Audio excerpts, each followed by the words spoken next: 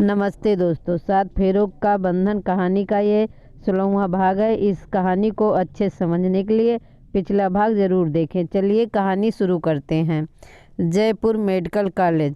शोर मेस से खाना खाकर अपने रूम में आता है और शेखर जी को फ़ोन लगाता है।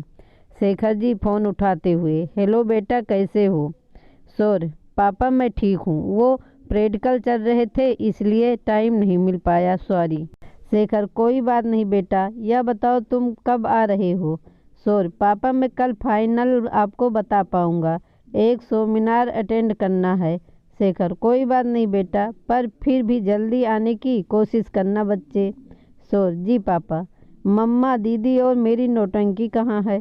शेखर सुमन को फ़ोन देता है। हाँ बच्चा बोल, कैसा है तू, खाना खाया? शोर, हाँ मम्मा, खाना खा लिया, आप टेंशन मत किया करो। अच्छा यह बताइए, मेरी नौटंकी ने अभी तक आपसे फ़ोन क्यों नहीं लिया, कहाँ है? सुमन, शोर बेटा, वह सेजल के रूम में है। शोर घबराते हुए, क्या हुआ मम्मा? मुझे 2 दिन से बहुत बेचैनी हो रही है, लेकिन बिजी शेड्यूल होने के कारण मैं फ़ोन नहीं कर सका। सब ठीक तो है ना? दीदी कहाँ हैं? सुमन, बेटा सेजल की तबीयत खराब हो गई थी, 2 दिन हॉस्पिटल में एडमिट करना पड़ा, आज ही उसे डिस्चार्ज मिला है। शोर, मम्मी प्लीज़ दीदी से बात कराइए। सुमन सेजल के रूम में फ़ोन लेकर जाती है। सेजल बेटा, शोर का फ़ोन है, लो बात कर लो। सेजल, हाँ शोर, कैसा है तू? शोर थोड़ा भावुक होते हुए, दीदी आपने भी मुझे कॉल करना ज़रूरी नहीं समझा, यह शीतल को तो मैं नहीं छोड़ने वाला, आकर इससे निपट लूँगा, लेकिन आप तो बता सकते थे। सेजल, शोर देव ने सभी को मना किया था क्योंकि तुम वहाँ अकेले थे भाई, तुम टेंशन मत लो, मैं अब बिल्कुल ठीक हूँ। शोर, दीदी प्लीज़ आप अपना पूरा ध्यान रखिए, मैं बस सेमिनार अटेंड करके ही आता हूँ। सेजल, शोर तुम जल्दी से आ जाओ क्योंकि यहाँ पर पापा और शीतल के ऊपर ही अब सारी जिम्मेदारी है। शोर, दीदी आप टेंशन मत लीजिए, मैं बस 3-4 दिन में आता हूँ, आप रेस्ट करिए, मैं कल आपसे फ़ोन पर बात कर लूँगा। शोर सेजल से बात करने के बाद वर्षा को फ़ोन करता है। वर्षा अपने रूम में अलमारी ठीक कर रही थी, इतने में ही उसका फ़ोन रिंग करता है। फ़ोन स्क्रीन पर शोर का नाम देखकर वर्षा के चेहरे पर मुस्कान आ जाती है। वर्षा फ़ोन उठाकर, फुर्सत मिल गई आपको? शोर थोड़ा नाराज़गी से, तुम्हें तो फुर्सत नहीं है ना मुझे कुछ बताने की। वर्षा, क्या हुआ शोर, आप ऐसे क्यों बोल रहे हैं? शोर थोड़ा गंभीर स्वर में, क्या तुम वाकई नहीं जानती वर्षा मैं क्या कहना चाहता हूँ? वर्षा, प्लीज़ शोर साफ साफ कहिए ना। शोर, तुमने दीदी के बारे में मुझसे क्यों नहीं बताया?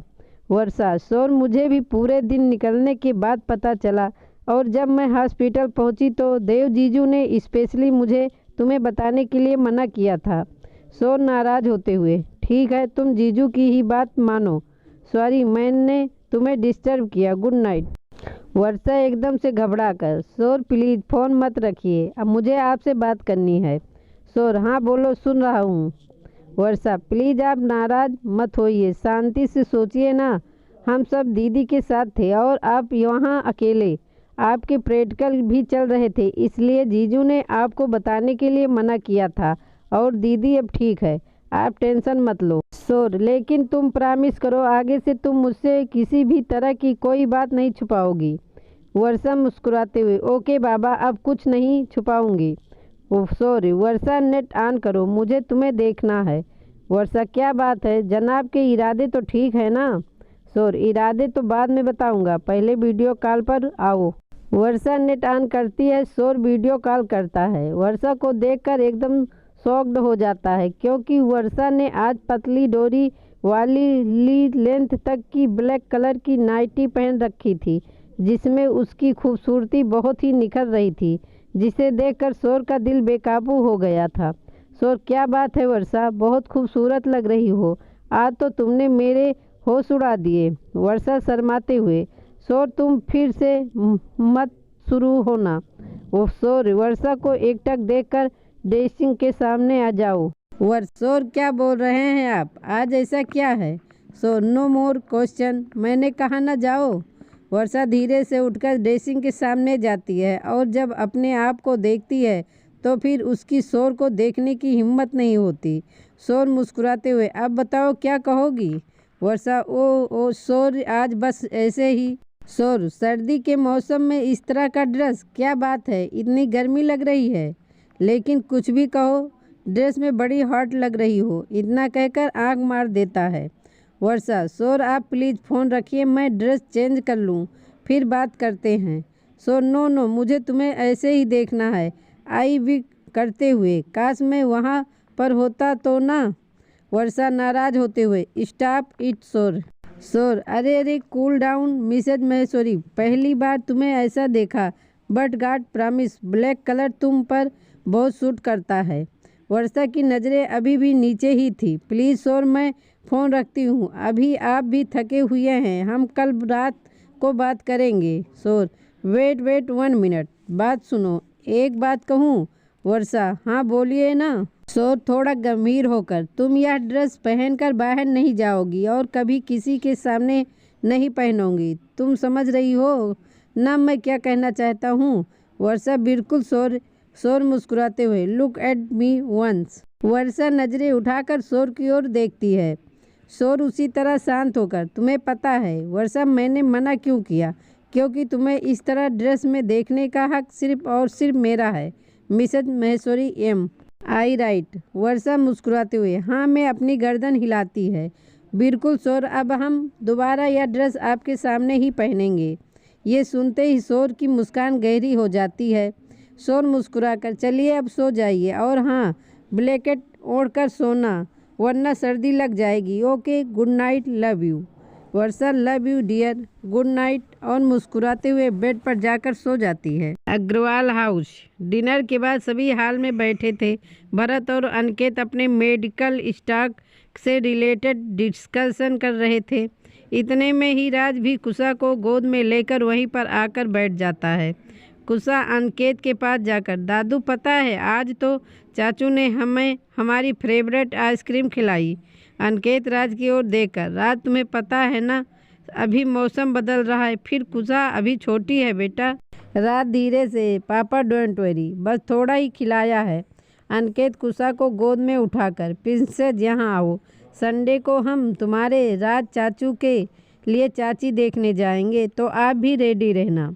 कुशा खुश होकर ताली बजाते हुए, वाओ दादू, आप सही कह रहे हैं, मेरे हैंडसम की नई चाची आएगी तो फिर तो बहुत मज़ा आ जाएगा। देव चाचू के जैसे राज चाचू की भी शादी होगी ना दादू? अनिकेत, हाँ, मेरी प्रिंसेस। राज अनिकेत से, पापा प्लीज़ आप मेरी बात सुनिए, मुझे अभी शादी नहीं करनी है। कुशा राज की गोद से चढ़कर, अरे चाचू आप शादी कर लो ना, फिर आपको भी चाची से रोज़ गुड मॉर्निंग और गुड नाइट किस मिलेगी, जैसे मम्मा देती है पापा को। भरत और नीलिमा कुशा की बात सुनकर झेप जाते हैं और राज के चेहरे पर हल्की सी स्माइल आ जाती है। राज, पापा शायद मुझे और देव को परसों अलवर के लिए निकलना है, तो आप देख लीजिए, और वैसे भी मैं अभी शादी के टॉपिक पर बात करना नहीं चाहता। गुड नाइट एवरीवन कहकर अपने कमरे में चला जाता है। भरत अनिकेत से, पापा आपको क्या सही में मिस्टर मेहता की बेटी पसंद आई? अनिकेत शांत होकर, मैं आज मेहता जी से मिला और उनकी बेटी को भी देखा, लेकिन मैंने उसे अपने राज के लिए पसंद नहीं किया। भरत, पापा आपने बिल्कुल ठीक किया, मैंने भी मेरे फ्रेंड से पता किया जो कि उनके भी क्लोज हैं। उसने मुझे बताया कि उनकी बेटी बहुत ही मॉडर्न और ज़िद्दी है। अनिकेत, हाँ बेटा, जब मैंने उसे देखा तो मेरी नज़रों ने उन्हें पहचान लिया। मुझे अपने राज के लिए एक ऐसी लड़की चाहिए जो कि उसके गुस्से और उसको अच्छे से संभाल ले।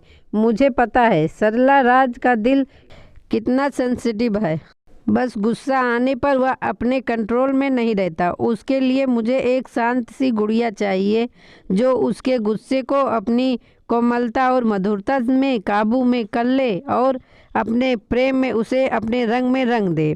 सरला, सुनिए, एक बार हम अनीता से मिल लें, वो राज की पसंद है। मुझे पूरा विश्वास है कि राज कभी इस परिवार के लिए कोई गलत चुनाव नहीं करेगा। अनिकेत, शांत आवाज में, सरला मैंने तुम्हें पहले भी कहा है, इस मुद्दे पर मुझे कोई बात नहीं करनी। यदि आपको सही लगता है तो आप माँ बेटे अवश्य मिलो, मुझे कोई आपत्ति नहीं है, लेकिन यदि कोई गलत काम हुआ तो फिर मुझसे कोई अपेक्षा मत करना। भरत, पापा प्लीज़ आप एक बार ठंडे दिमाग से सोच लीजिए, हमें मिलने में क्या बुराई है?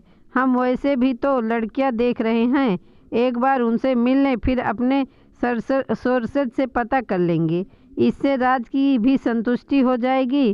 क्या पता अनीता हमको पसंद ही आ जाए। अनिकेत, ठीक है भरत, लेकिन यह बात अभी राज से कोई नहीं कहेगा। देव की शादी के बाद हम सोचेंगे, और इस बीच यदि कोई लड़की मेरी नज़र में आ गई तो फिर यह नहीं होगा। महेश्वरी खानदान में आज से 20 साल पहले की कहानी मेरे जीते जी नहीं दोहराई जाएगी। चलो अब तुम अपने कमरे में जाओ, कुशा भी सो गई है। नीलिमा, बेटा सेजल से तुम्हारी बात हुई क्या? नीलिमा, नहीं पापा, देव भैया से बात हुई थी, सेजल को आज ही डिस्चार्ज मिला है। यदि आप कहें तो मैं कल सेजल के पास जाना चाहती हूँ। अनिकेत खुश होकर, बेटा तुमने तो मेरे मन की बात कह दी, तुम कल भरत के साथ चली जाओ। भरत, पापा नीलिमा ड्राइवर को लेकर चली जाएगी, मुझे कल स्टॉकेट के साथ मीटिंग लेनी है, इसलिए मुझे 10 बजे ऑफिस पहुंचना ज़रूरी है। नीलिमा, पापा मैं मोहन भैया को लेकर चली जाऊंगी। अनिकेत, ठीक है बेटा, कृष्णा भाभी से पूछ लेना, शादी में अब सिर्फ 7 दिन बचे हैं, कोई काम हो तो तुम्हारा वहाँ रहना भी ज़रूरी है। नीलिमा कुशा को गोद में उठाकर, जी पापा, यदि मैं टाइम से फ्री हो गई तो मैं आंटी से भी मिलकर आऊँगी। अनिकेत, ओके बेटा, गुड नाइट। भरत, जाओ बेटा आराम करो। भरत, ओके पापा, गुड नाइट। दूसरे दिन निशांत और विनोद दोनों ग्रीन वैली की साइड पर पहुंचते हैं। विनोद हाथ मिलाकर, हाय निशांत, आज अकेले अकेले, मिस अंजलि नहीं आई? निशांत, एक्चुअली वो आज मम्मा के साथ शादी की शॉपिंग के लिए जाएगी, अब टाइम ही कितना बचा है।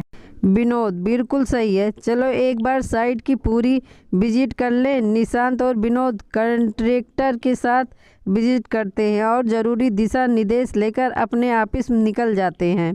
इधर नीलिमा मोहन के साथ सेजल के घर जाती है। दरवाजे की बेल सुनकर सुमन जाकर दरवाज़ा खोलती है। सामने नीलम को देखकर मुस्कुराते हुए, आओ बेटा। नीलिमा मुस्कुराते हुए, नमस्ते आंटी जी। सुमन नीलिमा को गले लगाकर बड़े प्यार से, नमस्ते बेटा, तुम खुशी हुई जो आप यहाँ आए, घर में सब कैसे हैं? नीलिमा धीरे से, प्रेम पूर्वक, आंटी भैया ने सेजल की तबीयत के बारे में बताया था, हॉस्पिटल आने का टाइम नहीं मिला तो पापा ने कहा घर पर जाकर मिलकर आओ। सुमन, बहुत अच्छा किया बच्चे, मैं सेजल को बुलाती हूँ। नीलिमा, आंटी जी उन्हें आप नीचे मत बुलाइए, अगर आप कहें तो मैं उनके कमरे में ही मिल लूँ। सुमन और नीलिमा सेजल के कमरे में जाते हैं। सेजल नीलिमा को देखकर बेड पर से उठकर उसके पैर छूकर, प्रणाम भाभी। नीलिमा सेजल को गले लगाकर, खुश रहिए, हंसते हुए, क्या बात है देवरानी जी, भैया को याद करके तबीयत खराब कर ली?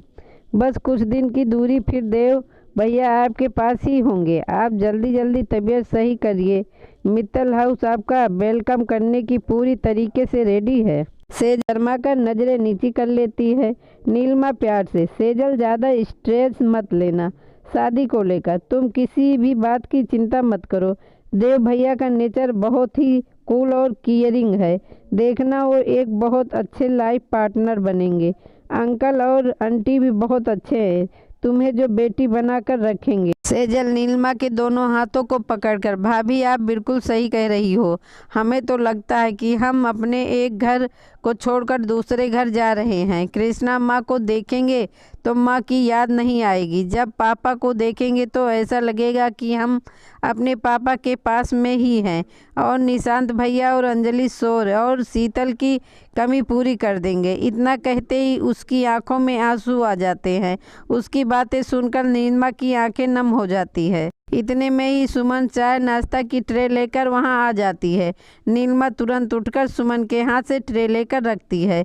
आंटी आइए, आप यहाँ बैठें, आपने क्यों तकलीफ़ करी, हम नीचे ही आ जाते। मुस्कुराते हुए, आंटी जी आपको देखकर नहीं लगता कि आप सास बनने वाली हो, आपने तो अपने आप को बड़ा ही फिट बना रखा है। सुमन हंसते हुए, बेटा हम शुरू से ऐसे ही हैं, कितने भी खा ले हमेशा पतले ही रहेंगे।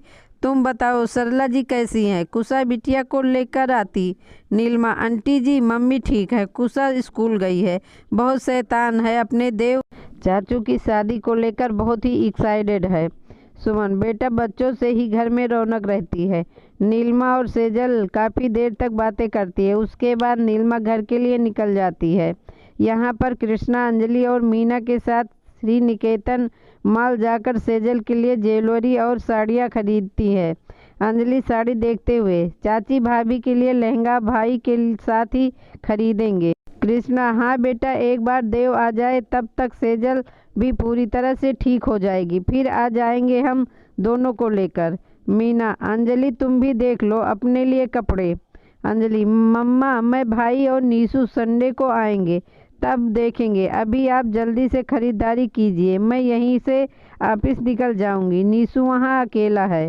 कृष्णा, ठीक है बेटा, चलो तुम अपनी भाभी के लिए ही साड़ी सिलेक्ट कर लो। अंजलि सेजल के लिए प्योर शिफॉन की हैवी कुंदन वर्क की साड़ी और 2 बनारसी सिल्क की साड़ी पसंद करती है, जो सभी को पसंद आती है। कृष्णा सेलमैन को पैकिंग कर घर पहुंचाने के लिए कहती है। कृष्णा ज्वेलरी पसंद कर अलग ही रखवा देती है।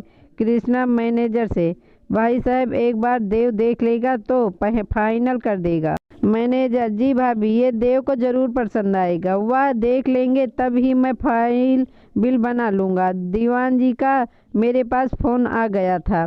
कृष्णा और मीना वहां से ड्राइवर के साथ घर के लिए निकल जाती हैं और अंजलि अपने लिए कैब बुक करवाती है, लेकिन बार बार राइड कैंसिल कर मैसेज देखकर गुस्से से बड़बड़ाते हुए, ये आज कैब वालों को क्या हो गया है, हर बार राइड कैंसिल कर रहे हैं, ऐसे कैसे बार बार कैंसिल कर सकते हैं, नहीं चलाना है तो क्यों लोगों को बेवकूफ़ बनाते हैं। इतने में उसके पास एक गाड़ी आकर रुकती है। वह एक नज़र देखकर मन में, आज का दिन ही खराब है, इसे भी यहीं रुकना था। इतने में ही गाड़ी का फ्रंट कांच नीचे होता है और उसमें से विनोद, आप कहो तो मैं आपको ड्रॉप कर दूं। अंजलि फ़ोन में देखते हुए, मिस्टर आप अपना काम करिए, नहीं तो मुझे से बुरा कोई नहीं होगा। एक लड़की को अकेले क्या देखा, आ गए हीरोगिरी दिखाने। इतना बोलकर जैसे ही सामने देखती है तो विनोद को देखकर चुप हो जाती है। सर आप यहाँ? विनोद हल्के से मुस्कुराते हुए, आप हमेशा ऐसे ही मूड में रहते हैं क्या? ए न्यू, कहाँ जा रही हैं आप? आइए मैं ड्रॉप कर दूँ। अंजलि पास आकर, सर वो इतनी देर से कैब बुक कर रही थे, बार बार राइड कैंसिल हो रही है इसलिए। विनोद, मिस अंजलि सारी बातें यही करेंगे तो लेट हो जाएंगी, गाड़ी में आइए। अंजलि गाड़ी के पीछे का गेट खोलती है। विनोद उसे देखकर, क्या कर रही हैं आप? पीछे नहीं आगे आइए। अंजलि अटकते हुए, सर वो। विनोद शांत होकर, मिस अंजलि मैं क्या आपको ड्राइवर लग रहा हूँ? अंजलि तुरंत गेट खोलकर बैठ जाती है। सॉरी सर, हमें लगा कि आपने ये सीट अपनी समवन के लिए रिजर्व रखी हो। विनोद तिरछी नज़र से अंजलि को देखकर, सीट बेल्ट बांध लीजिए। आपको ऐसा क्यों लगा? अंजलि, सर वो क्या है ना, आजकल के लड़के यही सब करते हैं, पैसेंजर सीट वो हमेशा अपनी गर्लफ्रेंड के लिए रिजर्व रखते हैं। विनोद अंजलि को देखकर, ओ बहुत कुछ जानते हो आप लड़कों के बारे में, वेरी इंटरेस्टिंग। अंजलि नज़रें नीची करके, सॉरी सर। विनोद गंभीर लहजे में, सभी लड़के एक जैसे नहीं होते, खैर छोड़िए, बताइए आपको कहाँ ड्रॉप करना है? अंजलि धीरे से, सर वो हम ऑफिस जा रहे हैं तो प्लीज़ आप। विनोद ओके कहकर गाड़ी की स्पीड तेज करता है। अंजलि एकदम से, सर प्लीज़ सॉरी कहना ना मैंने आपको, आप यूँ गाड़ी तेज चलाकर गुस्से क्यों निकाल रहे हो? विनोद उसी तरह शांत होकर, डोंट वरी, आपको कोई चोट नहीं पहुंचेगी और मैं कोई गुस्सा नहीं हूँ कि मुझे एक अर्जेंट मीटिंग में जाना है। अंजलि, सर फिर आप क्यों परेशान हुए, हम ऑटो से चले जाते। विनोद, इट्स ओके अंजलि, मैं टाइम से पहुंच जाऊंगा। अंजलि एकदम से शांत होकर बैठ जाती है। विनोद, क्या हुआ एग्री बर्ड्स? अंजलि विनोद की तरफ देखते हुए, क्या कहा आपने? विनोद, क्या सुना आपने? Anjali, every word something something. Vinod हल्की स्माइल के साथ, मैडम मुझे एग्री बर्ड्स बहुत पसंद है ना, इसलिए। अंजलि की ओर देखकर, आपको क्या लगा ये आपके लिए था? वैसे आप पर सूट तो करता है। अंजलि गुस्से से उंगली दिखाते हुए, मिस्टर शर्मा, आप अपने आप को कुछ ज़्यादा ओवर स्मार्ट नहीं समझते? आपको क्या लगता है कि आपने हमें लिफ्ट दी तो आप हमें कुछ भी बोलोगे? विनोद अंजलि का हाथ पकड़कर। अंजलि अचानक से विनोद के छूने से असहज महसूस करती है। विनोद अंजलि को देखकर एक झटके से उसका हाथ छोड़ देता है। I am sorry miss Anjali. दोनों ही चुप हो जाते। इतने में मित्तल इंडस्ट्री का ऑफिस आ जाता है। अंजलि सीट बेल्ट खोलकर नीचे उतरने लगती है, तभी विनोद गाड़ी के चारों गेट लॉक कर देता है। अंजलि गुस्से से, मिस्टर शर्मा ये क्या बदतमीजी है? विनोद शांत होकर, आप जानते हैं मिस अंजलि बदतमीजी किसे कहते हैं?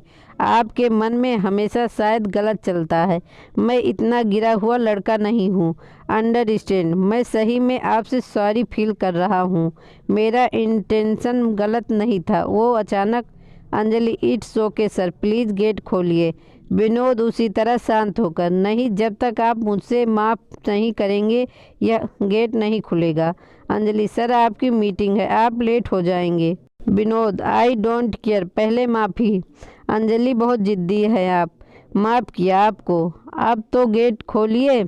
विनोद अंजलि की तरफ देखकर कान पकड़कर, listen miss Anjali, really I am very sorry, इतना कहकर गेट अनलॉक कर देता है। अंजलि मुस्कुराते हुए, सर हम आपसे नाराज़ नहीं थे, हम तो बस आपको। विनोद एक झटके से उसे देखता है। वह कुछ बोलता उससे पहले ही अंजलि गेट खोलकर सीधे बिल्डिंग में घुस जाती है। विनोद मुस्कुराते हुए मन में, सही नाम दिया है इसे एग्री बर्ड्स। घड़ी देखते हुए, ओ शिट, भाग बेटा, पापा पहले पहुंच गए तो पक्का आज खैर नहीं मेरी। इतना सोच रही गाड़ी मोड़कर तेजी से निकल जाता है। अंजलि दौड़ते हुए ऊपर पहुंचती है। उसी समय निशांत अपने केबिन से बाहर आता है। अंजलि को देखकर, अरे तू तो मम्मा के साथ गई थी ना, यहाँ कैसे? अंजलि, तू सारे सवाल ही पूछ ले, चल केबिन में चलते हैं। निशांत का हाथ पकड़कर केबिन में ले जाती है। अपनी सीट पर बैठकर पानी पीती है। निशांत बड़े गौर से ही देख रहा था। निशांत, तू क्या पैदल आई है? अंजलि, शट अप निशु, वो विनोद सर मुझे छोड़कर गए हैं। निशांत उसको देखकर, तू विनोद के साथ आई, वो ऑफिस क्यों नहीं आए? अंजलि, वो नौटंकी बात सुन ले जरा, वो उनकी कोई अर्जेंट मीटिंग थी इसलिए वहाँ से चले गए। निशांत, अरे पर तू कहाँ थी और विनोद कहाँ मिले तुम दोनों एक साथ? अंजलि चिढ़ते हुए, अरे तू इतने सवाल क्यों कर रहा है? क्या बताऊँ तुझे, अपना काम कर, समझा? मैं चाचू के पास जा रही हूँ, थोड़ा डिस्कस करना है, इतना कहकर चली जाती है। निशांत कंधे उचकाकर, अरे तू इतना भड़क क्यों रही है? नहीं बताना तुम मत बताओ।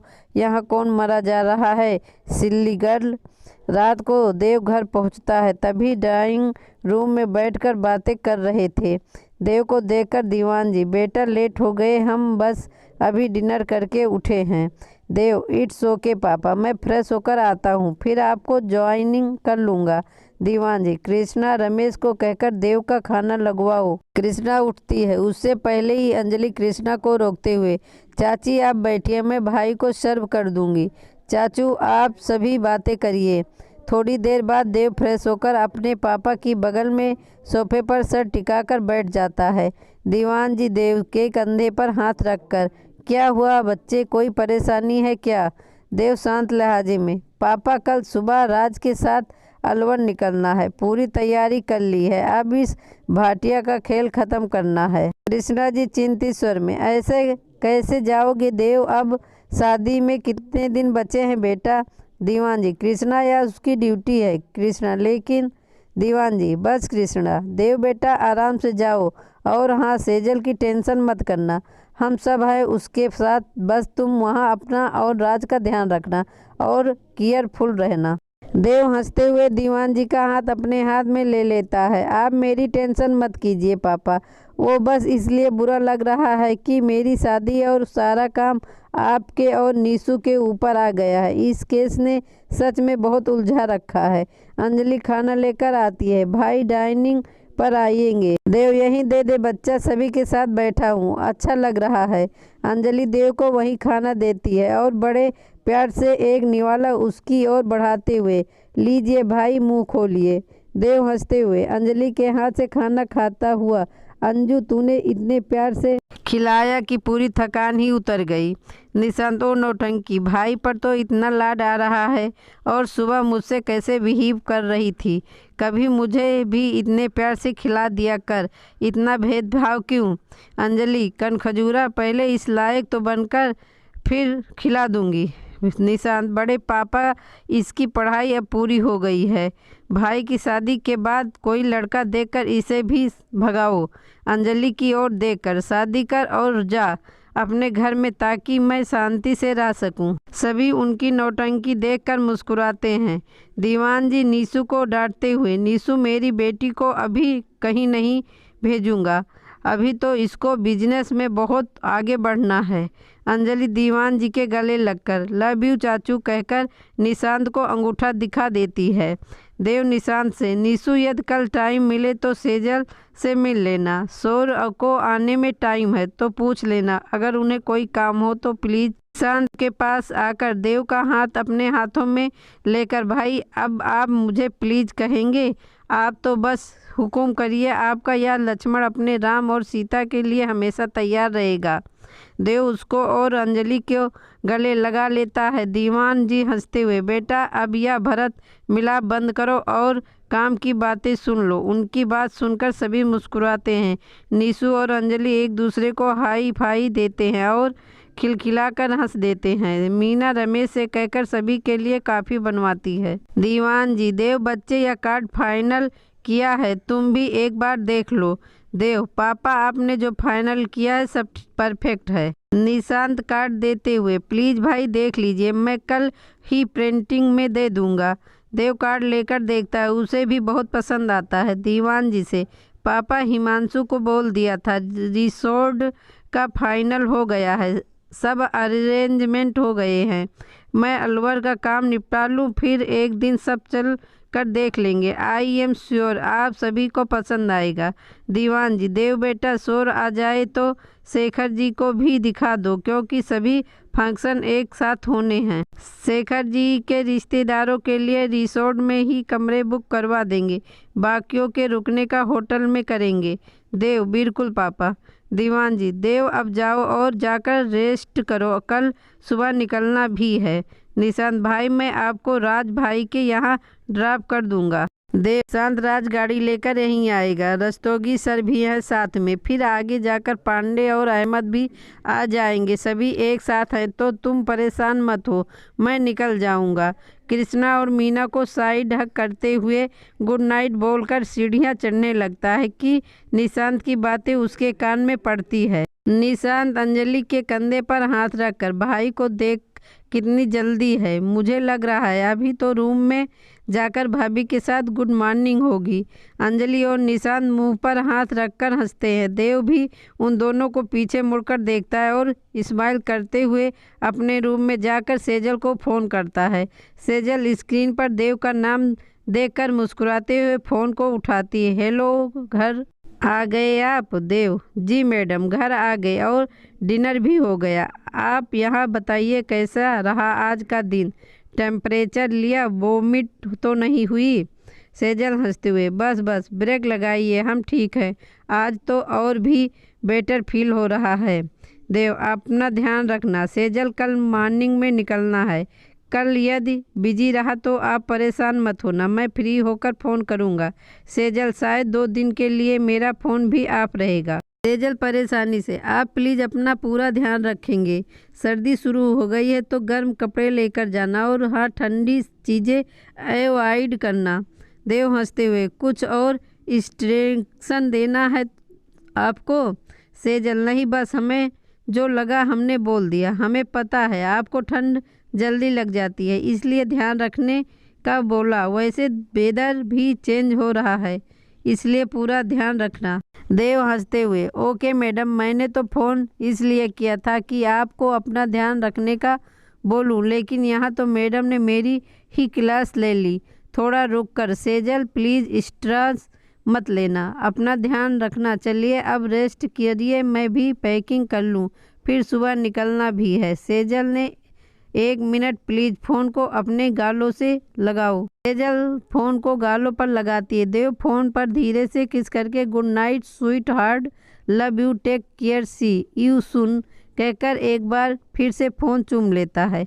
सेजल भी देव की हरकतों से शर्मा कर दोहरी होकर फ़ोन में देव की फ़ोटो को देखते हुए, हमने कभी नहीं सोचा था कि आप ऐसे होंगे, इतना कहकर धीरे से देव की फ़ोटो को चूम करके किस करती है और ब्लैकेट ओढ़कर अपना मुंह ढककर सो जाती है।